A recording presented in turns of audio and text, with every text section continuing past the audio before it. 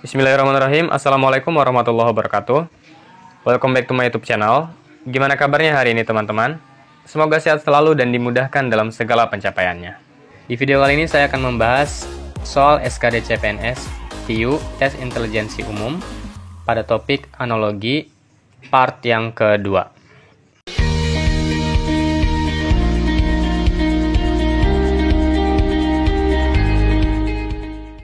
Sebelum lanjut ke pembahasannya, buat teman-teman yang belum nonton part 1, bisa klik info card di atas. Dan buat teman-teman yang ingin melakukan simulasi online pada soal-soal di video kali ini, teman-teman bisa cek linknya di deskripsi. Oke, kita lanjut ke soal yang ke-11. Akuarium ikan, toko, titik-titik. Seperti pada video sebelumnya, kita rangkai sebuah kalimat sederhana yang ada pada soal untuk menentukan jawabannya. Di sini ada akuarium dan ikan.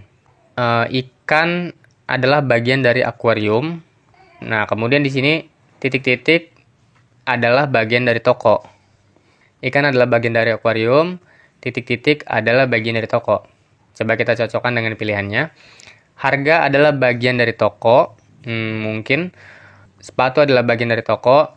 Ini kurang spesifik. Kasir adalah bagian dari toko. Iya, bisa jadi. Pintu adalah bagian dari toko. Ini juga kurang spesifik. Buku adalah bagian dari toko. Ini juga kurang spesifik. Antara harga dengan kasir. Harga adalah bagian dari toko atau kasir adalah bagian dari toko. Kalau harga ini lebih tepatnya ke barang, jadi kurang tepat. Yang paling cocok adalah kasir adalah bagian dari toko. Jadi jawabannya yang C. Soal yang ke-12. Pintar belajar, sukses, titik-titik. Hubungan katanya pintar belajar. Karena pintar, seseorang jadi belajar. Kita balik. Karena belajar, seseorang jadi pintar. Karena titik-titik, seseorang jadi sukses. Atau karena rajin belajar, seseorang jadi pintar. Karena rajin titik-titik, seseorang jadi sukses. Karena rajin kaya, seseorang jadi sukses. Nah, tidak. Karena rajin harta, seseorang jadi sukses. Ini tidak. Karena rajin mobil, seseorang jadi sukses, tidak. Karena rajin mewah, seseorang jadi sukses, tidak. Karena rajin berusaha, seseorang jadi sukses. Jawabannya yang E. Soal yang ke-13. Penyiar radio, petani, titik-titik. Ini kalimatnya kalau kita rangkai jadi penyiar bekerjanya di radio, petani bekerjanya di mana? Petani bekerja di padi, bukan. Petani bekerja di sawah, iya. Petani bekerja di kerbau, bukan. Petani bekerja di hijau, petani bekerja di panen. Jawabannya yang paling tepat yang B. Petani bekerja di sawah. Soal ke-14, bakung dahlia, gagak titik-titik. Ini hubungan katanya bakung dahlia. Bakung ini nama bunga, dahlia juga nama bunga. Berarti bakung dan dahlia adalah jenis bunga, gagak dan titik-titik adalah jenis burung. Kan gitu. Gagak dan burung adalah jenis burung, bukan. Gagak dan terbang adalah jenis burung, bukan. Gagak dan hitam adalah jenis burung, bukan. Gagak dan kasuari adalah jenis burung, iya. Gagak dan bulu adalah jenis burung, bukan. Jawabannya yang D. Soal yang ke-15. Buku penerbit, sambal titik-titik. Buku penerbit, buku diciptakan di penerbit atau buku dibuat di penerbit. Sambal dibuat di titik-titik. Sambal dibuat di cobek, iya betul. Sambal dibuat di Bangkok, bukan. Sambal dibuat di pedas, bukan. Sambal dibuat di cabai, bukan. Sambal dibuat di merah, bukan. Jawaban yang paling tepat yang A. Sambal dibuat di cobek, buku dibuat di penerbit. Soal yang ke-16. Larva kepompong, berudu titik-titik. Nah, larva itu kan sejenis hewan kecil, atau kalau kita lihat pengertiannya, bentuk muda hewan yang perkembangannya melalui metamorfosis, seperti pada serangga dan amfibia. Jadi, larva kalau bermetamorfosis jadi kepompong. Nah, jadi berudu kalau bermetamorfosis jadi apa? Berudu atau kecebong kalau bermetamorfosis jadi kata kecil. Iya, benar. Berudu bermetamorfosis jadi air, tidak. Berudu bermetamorfosis jadi katak. Katak ini hasil metamorfosis setelah katak kecil ya teman-teman, jadi ini bukan. Berudu bermetamorfosis jadi kecil, bukan. Berudu bermetamorfosis jadi ekor, bukan. Jadi yang paling tepat yang A. Soal yang ke-17. Sungai, laut, kucing, titik-titik. Sungai, laut. Kalau kita buat kalimat sederhananya, ini jadi aliran air ya, yang lebih besar dari sungai adalah laut. Aliran air yang lebih besar dari sungai adalah laut.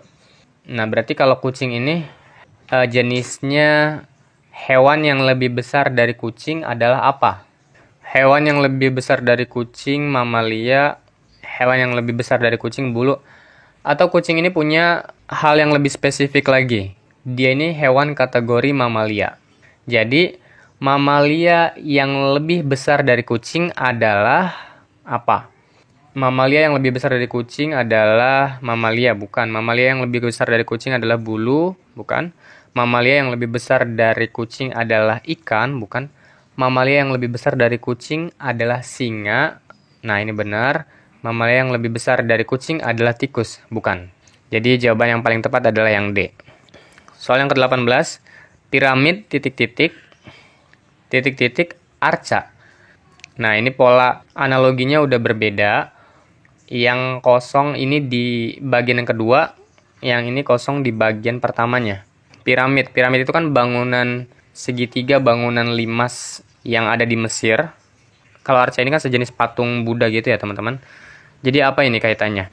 Di dalam piramid ada mayat, di dalam patung ada arca. Ini enggak ya. Atau piramid Aztec, stupa, arca. Piramid mumi, di dalam piramid ada mumi, di dalam candi ada arca. Nah, ini kayaknya tepat nih teman-teman. Di dalam piramid itu kan ada mumi, di dalam candi ada arca. Patung-patung kecil untuk agama Buddha itu teman-teman di dalam candi. Kemudian piramid, di dalam piramid ada Mesir, di dalam museum ada arca, ini enggak. Di dalam piramid ada Sphinx, di dalam wihara ada arca. Ini juga kurang tepat. Jadi jawaban yang paling tepat yang C.